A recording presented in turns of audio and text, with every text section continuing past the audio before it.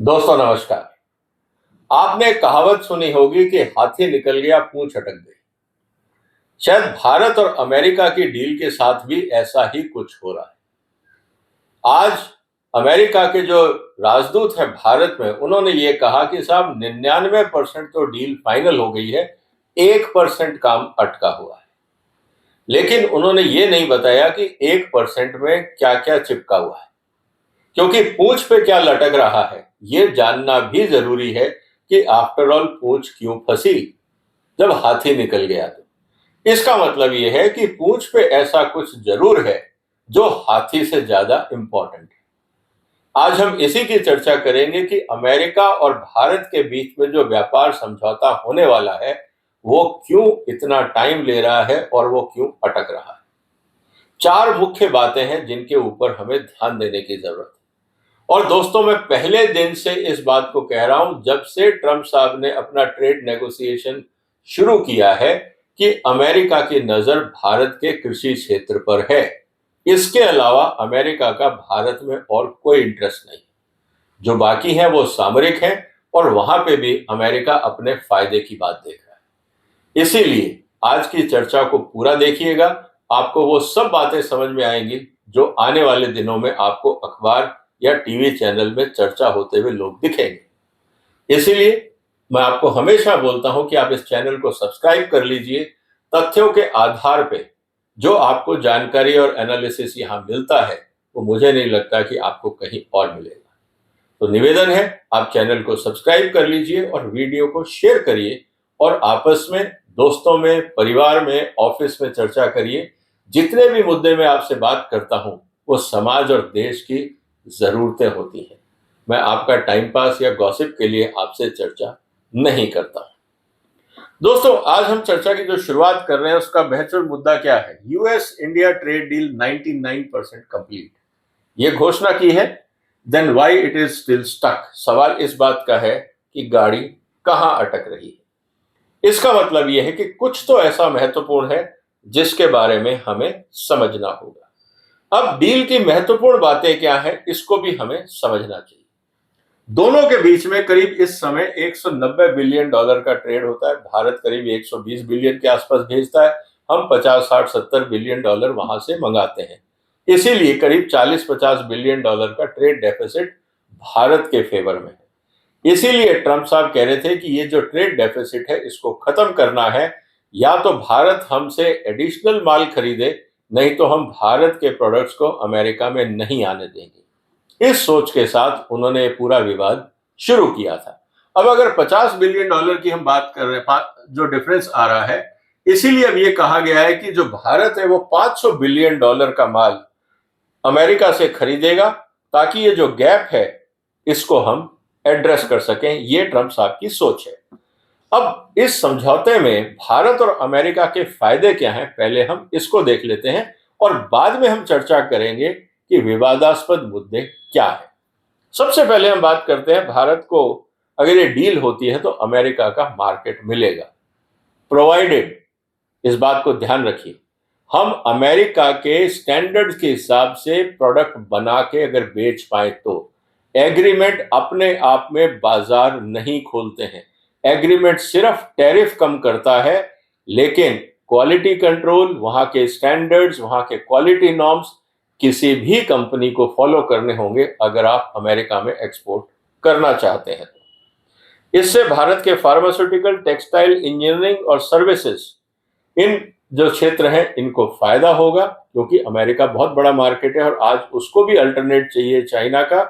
लेकिन अनफॉर्चुनेटली जो textile, pharmaceutical, engineering है उसमें मैक्सिको और वियतनाम काफी तेजी से कब्जा कर रहा है, तो भारत को जल्दी कदम उठाने होंगे।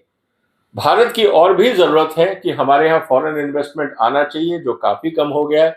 यहाँ तक कि हमारा इन्वेस्टमेंट जो एफडीआई टू जीडीपी रेशियो है वो शायद एशिया में सबसे कम है इस समय।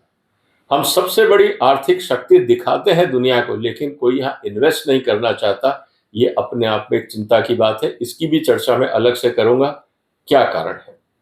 और साथ में नए जॉब और मैन्युफैक्चरिंग अपॉर्चुनिटीज होंगी, भारत सरकार को ये उम्मीद है।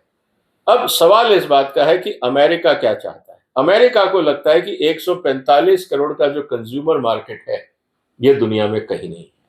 चाइना अमेरिका से खरीदेगा नहीं क्योंकि वहां के अपने प्रोडक्ट अमेरिका से सस्ते और अच्छे हैं। तो अल्टीमेटली उसको बड़ा बाजार कौन सा दिखता है? भारत।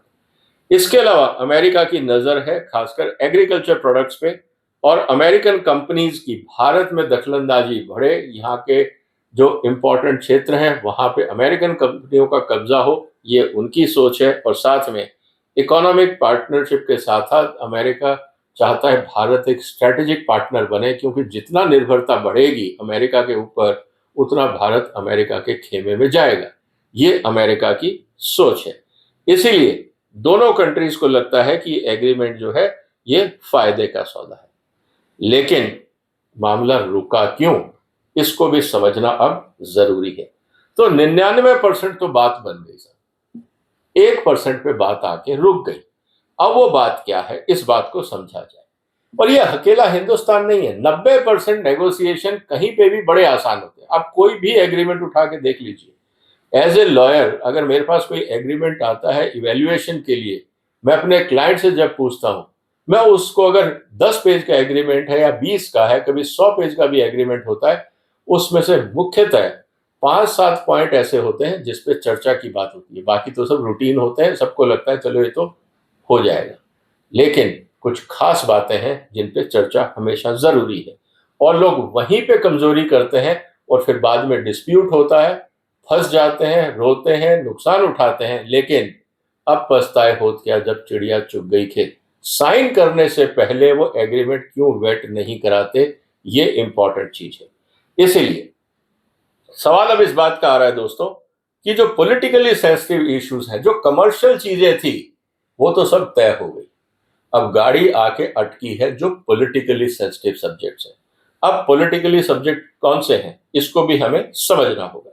सबसे इंपॉर्टेंट चीज आती है, अगर आप कोई भी एग्रीमेंट देखते हो उसमें इश्यूज आते हैं ओनरशिप राइट को लेकर, लीगल क्लॉज को लेकर, टैक्सेशन एंड लायबिलिटीज को। ये सारी चीजें एक हिसाब से डिले कर देती हैं। इसीलिए कहा जाता है कि अगर सेम प्रिंसिपल्स हम अप्लाई करें ट्रेड एग्रीमेंट्स में तो फिर मुश्किलें बढ़ेंगी, और यही कारण होता है। अब स्थिति क्या है, जो अनरिजॉल्व इश्यूज हैं वो टेक्निकल नहीं है, इस बात को समझना होगा, वो पॉलिटिकल है।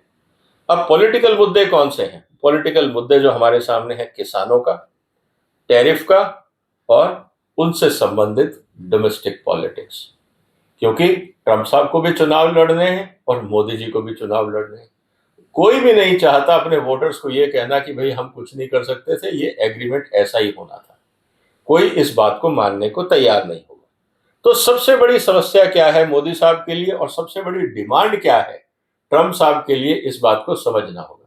अगर अमेरिका के एग्रीमेंट में एग्रीकल्चर नहीं है, ट्रंप साहब साइन करने नहीं देंगे, ये मैं आपको लिख के दे देता हूं। अगर एग्रीमेंट कोई साइन होगा तो वो टेम्परेरी होगा, कोई खाना पूरी होगी, लेकिन जब तक उसमें एग्रीकल्चर कंपोनेंट नहीं है, ट्रंप साहब इस एग्रीमेंट को साइन होने नहीं देंगे। और एग्रीकल्चर के ऊपर जब अगर दबाव डाला गया ज्यादा तो मोदी साहब भी साइन नहीं होने देंगे। तो कहने का मतलब है कि ये एग्रीकल्चर जो डोमेन है ये पॉलिटिकली सेंसिटिव है, इस बात को आप हमेशा ध्यान रखिएगा। अमेरिका क्या चाहता है? इंडियन एग्रीकल्चर मार्केट का access, American cotton, American soybean, American corn, American dairy products, American chicken products, जो वहां पे सरप्लस है, खपत नहीं हो रही है। पहले वो चाइना में डंप करते थे, अब चाइना ने मना कर दिया, अब वो कहां फेंकें? उनको चाइना जितना बड़ा डस्टबिन चाहिए और वो उनको भारत ही दिखता है। बाकी कोई ऐसा देश नहीं है जो अमेरिका की जरूरतों को पूरा कर सके। अगर जो उनके पास सरप्लस है, अगर उनको वो डिस्पोज ऑफ करना चाहते हैं तो उनको कम से कम 50 देशों के साथ एग्रीमेंट करना होगा। इसलिए वो चाहते हैं कि 50 के चक्कर ना काटें, भारत अकेला ही बहुत है, इसलिए भारत का बाजार चाहिए। तो डेयरी प्रोडक्ट, मक्का, सोयाबीन, प्रोसेस प्रोडक्ट्स, और सबसे इंपॉर्टेंट मुद्दा जो आ जाता है वो जीएम का। जीएम का मुद्दा इसलिए इंपॉर्टेंट है कि वो सिर्फ एग्रीमेंट अमेरिका से नहीं होगा, आपको भारत की पूरी पॉलिसीज को बदलना होगा। सुप्रीम कोर्ट में इस पर बहस चल रही है, संसद में इस पर बहस चल रही है, आरएसएस इसके अगेंस्ट है, स्वदेशी जागरण मंच इसके अगेंस्ट है। तो मोदी साहब कैसे साइन कर लेंगे? और अमेरिका को जीएमओ इसलिए चाहिए, चाहे वहां पे कॉर्न हो या सोयाबीन हो या प्रोसेस प्रोडक्ट हो, सबके अंदर जीएम डलता। अब सवाल इस बात का है कि फिर बात कैसे बने, तो मुद्दा यहां आके अटक जाता है। अमेरिका के हिसाब से भैया बहुत रीजनेबल डिमांड है, हम आपसे कोई खास चीज तो मांग नहीं रहे, क्योंकि अमेरिकन किसानों को वादा किया है ट्रंप साहब ने कि वो दुनिया की जो सबसे बड़ी कंज्यूमर मार्केट है उसको दिलाएंगे। दूसरी तरफ भारत ने कहा कि साहब एग्रीकल्चर हमारे लिए इकोनॉमिक्स नहीं है, व्यापार नहीं है, ये हमारी लाइफस्टाइल है, लाइवलीहुड ऑफ करोड़ों किसानों के लिए। तो हम इतनी आसानी से तो आपको देने वाले नहीं है। 40% हमारी वर्कफोर्स वहां पे है। अगर हम ये करते हैं तो हमारी समस्या ये हो जाती है कि जो हमारी फार्म इनकम है वो कम हो जाएगी, कंपटीशन किसानों के लिए बढ़ जाएगा और इसका पॉलिटिकल बैकलैश होना स्वाभाविक है। मोदी साहब को अभी भी पता है किसान आंदोलन, वो उसको भूले नहीं है। अगर ये किसान आंदोलन बीजेपी के हर स्टेट में शुरू हो गया तो बीजेपी के लिए मुश्किलें हो जाएंगी। इसीलिए मोदी साहब इस सेक्टर को टच नहीं करना चाहते, क्योंकि एग्रीकल्चर और डेयरी ये इंपॉर्टेंट सेक्टर है, इसीलिए मुश्किलें बढ़ रही हैं। और कोई भी इस साइड अगर आप ध्यान से देखें, ना ट्रंप साहब झुकने को तैयार हैं ना मोदी साहब। इसीलिए इस समय जो सबसे बड़ी चुनौती है वो है एग्रीकल्चर पे नेगोशिएशन। सेकंड नंबर का पॉइंट जो आता है, खासकर जो हमारे एमएसएमई सेक्टर को हर्ट करेगा, वो है टैरिफ्स। क्योंकि अमेरिका चाहता है कि टैरिफ भारत कम करे और भारत चाहता है कि अमेरिका टैरिफ कम करे। अमेरिका ने क्या नेगोशिएट किया कि भारत 0% पे इंपोर्ट करेगा, लेकिन जब भारतीय कंपनियां अमेरिका में एक्सपोर्ट करेंगी तो 15% ड्यूटी देनी पड़ेगी। ये इलॉजिकल फ्रेमवर्क क्यों डिस्कस हुआ और क्यों साइन हुआ, ये मुझे आज तक समझ में नहीं आया। हो सकता है कोई मजबूरियां रही होंगी, क्योंकि लॉजिक तो इसके पीछे कोई है नहीं। अब मजबूरी से आप देश नहीं चला सकते, इसीलिए अमेरिका चाहता है कि टैरिफ कम हो, और किन क्षेत्रों में, ऑलमोस्ट हर चीज पे। दूसरी तरफ भारत ये कहता है कि ठीक है, अगर हम आपको टैरिफ कंसेशन देते हैं, pharmaceutical, textile, engineering, auto component, James and jewelleries, carpet, जो हम अभी तक माल बेचते रहे, उन पे आप टैरिफ कम कर दीजिए। अब अमेरिका तैयार नहीं है, क्योंकि उनको लग रहा है कि अगर टैरिफ कम कर देंगे तो फिर वो $50 बिलियन का घाटा शुरू हो जाएगा, वो करना नहीं चाहते। तो समस्या अब इस बात को लेके आ रही है कि अगर टैरिफ प्रोटेक्शन जो है अगर अमेरिका बढ़ाता है तो ये प्रॉब्लम हो जाएगी। और अमेरिका के साथ प्रॉब्लम ये है कि मान लीजिए एग्रीमेंट के समय आज वो कहते हैं ठीक है आप 0 पे या 5% पे एक्सपोर्ट कर दीजिए, क्या गारंटी है कि कल ट्रंप साहब अपनी बात से ना पलटे। भारत को अब ये चिंता भी सता रही है।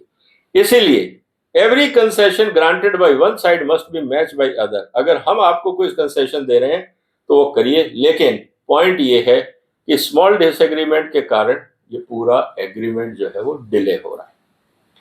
अब इसके लिए एक और इंपॉर्टेंट चीज जो सामने आ रही है वो आ रही है पॉलिटिकल कंपल्शंस, क्योंकि दोनों तरफ से बात ये आ रही है कि साहब हमें ट्रेड बढ़ाना है, लेकिन ओवरऑल जो नेगोशिएशन है वो माहौल ठीक नहीं लग रहा है, क्योंकि ट्रेड एग्रीमेंट अपने आप में एक चुनौती बनती जा रही है। कारण ये है कि जो ट्रस्ट है ये महंगा होता जा रहा है। ट्रंप साहब पे कोई भरोसा करने को तैयार नहीं है कि इस व्यक्ति का कुछ नहीं पता, आज एग्रीमेंट साइन होगा, हम एग्रीमेंट कर लेंगे, कल को ये आदमी फिर टैरिफ बढ़ा देगा, अगर हम उससे पीछे हटेंगे फिर ये हमारे ऊपर सैंक्शन लगा देगा। तो भारत सरकार अपने आप को बंधा हुआ महसूस कर रही है, क्योंकि ट्रंप पे भरोसा नहीं है। आज कोई भी देश, कोई भी राष्ट्राध्यक्ष ट्रंप के साथ इसलिए डील नहीं करना चाहता क्योंकि शायद दुनिया में सबसे कम अगर कोई ट्रस्टवर्दी लीडर है तो वो इस समय ट्रंप है। यहां तक कि अमेरिकन कैबिनेट या अमेरिकन कांग्रेस भी ट्रंप साहब पे ट्रस्ट नहीं कर रही है। अब सवाल इस बात का है कि अगर ट्रस्ट नहीं है तो ट्रेड नेगोशिएशंस कभी नहीं हो पाएंगे और दोनों तरफ राजनीति जारी रहेगी। अब सवाल इस बात का है कि दोनों डील चाहते भी हैं, दोनों ये नहीं कह रहे कि अगर ठीक है एग्रीमेंट नहीं हो रहा तो हम दोनों उठ के चल देते हैं, ये भी नहीं करेंगे। दोनों को एक दूसरे की जरूरत है, भारत को भी अमेरिका की जरूरत है और अमेरिका को भी भारत की जरूरत है। अब ये डील चाहे अगले 3 साल और खींचे, ट्रंप साहब के बाद कोई नया प्रेसिडेंट आए वो साइन करे, सूनर और लेटर किसी ना किसी फॉर्म में डील तो साइन होगी। लेकिन जो मैंने मुद्दे बताए कि टैरिफ और एग्रीकल्चर को लेकर विवाद बना हुआ है और वो शायद बना रहेगा। लेकिन दोनों चाहते हैं टेक्नोलॉजी में कोऑपरेशन बढ़े, दोनों चाहते हैं सप्लाई चेन मजबूत हो क्योंकि अब चाइना के साथ प्रॉब्लम आ रही है। डिफेंस, भारत बहुत बड़ा बाजार है, अमेरिका खोना नहीं चाहता। क्रिटिकल मिनरल्स को लेकर दोनों की चिंताएं हैं, एक सी हैं। और सेमीकंडक्टर मैन्युफैक्चरिंग में दोनों कोलैबोरेट करना चाहते हैं ताकि चाइना पे डिपेंडेंसी कम हो। तो रास्ते भी हैं, जरूरतें भी हैं, लेकिन पॉलिटिक्स सबसे बड़ा मुद्दा है इस समय। तो कंक्लूजन में हम यही कह सकते हैं दोस्तों कि जो 1% की जब हम बात कर रहे हैं, जो पूंछ है, पूंछ में 4 चीजें लटकी हुई हैं: agriculture, dairy, tariff and market access. ये 4 चीजें पूंछ में अटकी हुई हैं। अगर ये 4 चीजें रिजॉल्व नहीं होती तो हाथी पूरा पार नहीं होगा, पूंछ अटकी रहेगी। तो सवाल अब इस बात का है कि हम क्या करें। मुद्दा घूम फिर के वहीं आता है कि दोनों हटना भी नहीं चाहते, लेकिन क्वेश्चन ये है कि क्या एक ऐसा रास्ता निकाले ताकि दोनों राष्ट्रपति और प्रधानमंत्री अपने अपने देश में इसको पॉलिटिकली सेल कर सके कि देखो हमने आपके भले के लिए ये काम किया।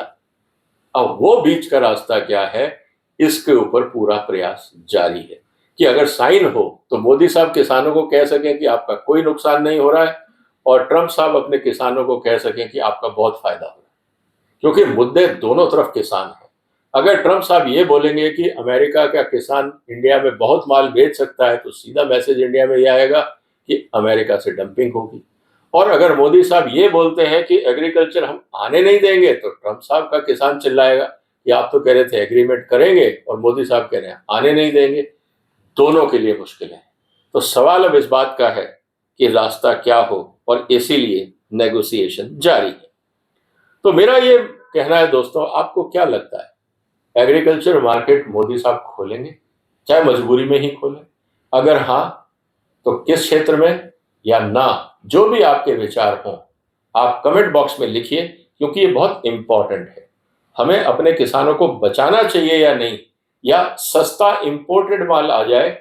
महंगा जो किसान, हमारे यहाँ जो महंगाई की हम बात करते हैं, वो तभी कंट्रोल होगी जब सस्ता इंपोर्ट आएगा। तो एज ए सिटीजन आप हिंदुस्तान के किसान के लिए ज्यादा चिंतित हैं या अपनी महंगाई के लिए? ये एक कंज्यूमर को भी सोचना होगा। तो आपके जो भी विचार हों, कमेंट बॉक्स में लिखिए। इसीलिए मैं कह रहा हूं दोस्तों कि 99% तो काम हो गया, 1% बाकी है, और खेल वहीं छुपा हुआ, इसको समझना होगा। तो इसीलिए आपसे निवेदन है कि इस तरह की चर्चाओं के लिए आप इस चैनल को सब्सक्राइब करें और अपने विचार जरूर रखें, आपस में शेयर करें, क्योंकि ये महत्वपूर्ण मुद्दे हैं। देश को इन्वॉल्व होना चाहिए, सिर्फ टाइम पास और गॉसिप से देश नहीं चलता। इस बात को समझना होगा। आपके क्षेत्र में, आपके व्यापार में, आपके प्रोफेशन में आपका योगदान महत्वपूर्ण है, और उसके लिए चर्चा जरूरी है, जो हमारा प्रयास है। आपने हमें देखा, आपका धन्यवाद। चैनल को सब्सक्राइब कर लीजिए। फिर मुलाकात होगी एक और महत्वपूर्ण मुद्दे के साथ। फिलहाल वंदे मातरम।